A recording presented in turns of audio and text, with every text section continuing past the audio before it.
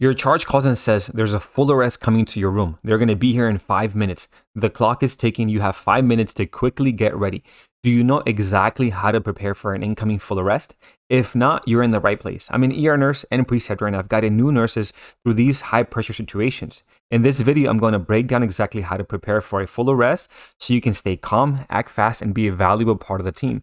And if you want to go even deeper, check out my book and online course for new ER nurses, both packed with everything you need to help you feel confident and prepared in emergencies. Links are in the description or pinned comment. All right, let's get into how to prepare for a full arrest in the ER. Typically, you're going to get a heads up that a full arrest is coming to your room with an ETA. Ideally, you have plenty of time, but the ETA can range from 1 minute out to 10 to 15 minutes. But the priorities for getting everything ready and preparing remain the same. As you know, we are an advocate for being proactive, so your rooms would have been ready for action, meaning your rooms are stocked with suction supplies, BVMs, cardiac monitor supplies, IV supplies, pumps are readily available, the glucometer had been checked, and so forth. You stay prepared and you stay ready. Your flexibility and adaptability as an ER nurse will shine when getting a full arrest, especially depending on how much staff is available to assist. I've had codes with plenty of staff for all related tasks, and I've also been part of codes where it's just been an RT, a tech, the provider, and myself. So if staffing is slow, you'll find yourself performing many of the tasks that would have been delegated.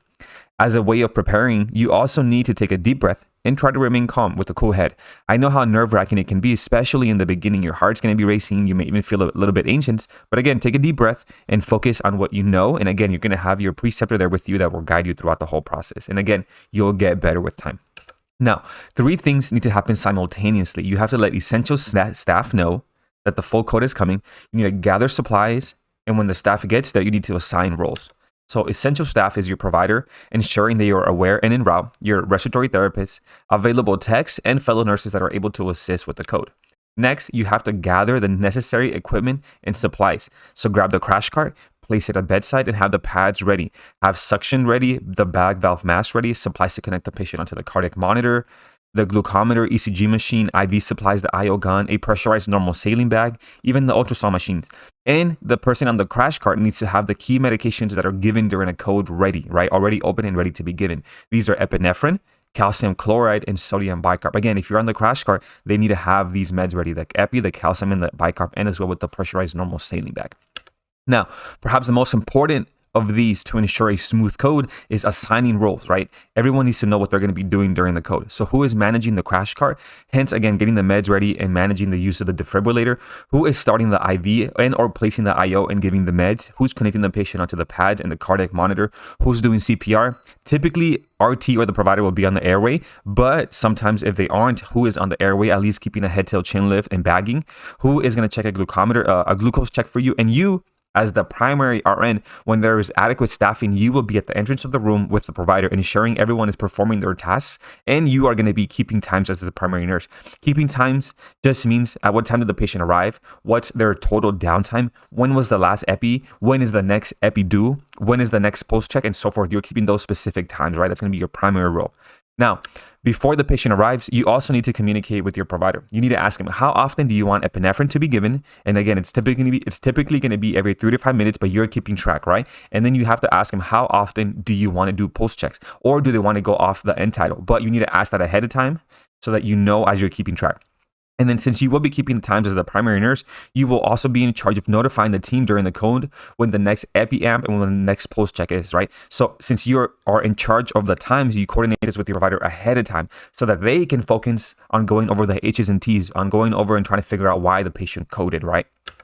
So now, what are some important questions we need to ask EMS after their report if they did not include it, right? When was the last epinephrine given? The approximate overall downtime. What was the patient's rhythm and were there any shocks? Was there any bystander CPR and how long has CPR been going on for? And although it should have been included in the report, if available, what's the story? Including like the events that happened right before the situation, patient's medical history, and any important details, especially family contact information, because we got to get a hold of their family, right? And then some overall tips. are going to be, as a new ER nurse, you got to know what kind of medication you're in your crash cart and what they're for. You got to know what's in your crash cart and what it's for as well. You got to know how to defibrillate somebody, how to cardiovert somebody, and how to pace somebody.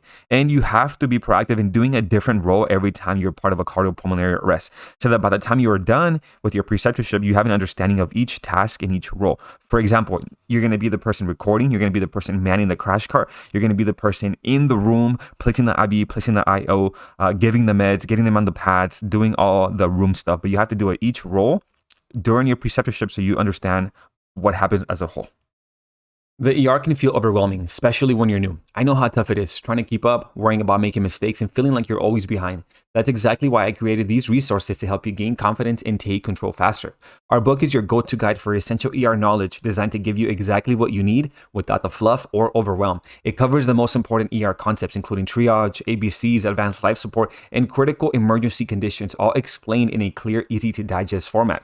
Our course includes the book and takes your learning further with step-by-step video lessons, efficient charting strategies to protect your license, and practice tests to reinforce your learning. It also includes real-world scenarios to sharpen your critical thinking and decision-making skills so you're prepared for high-pressure situations. If you're ready to feel more confident in the ER, grab the book or enroll in the course today.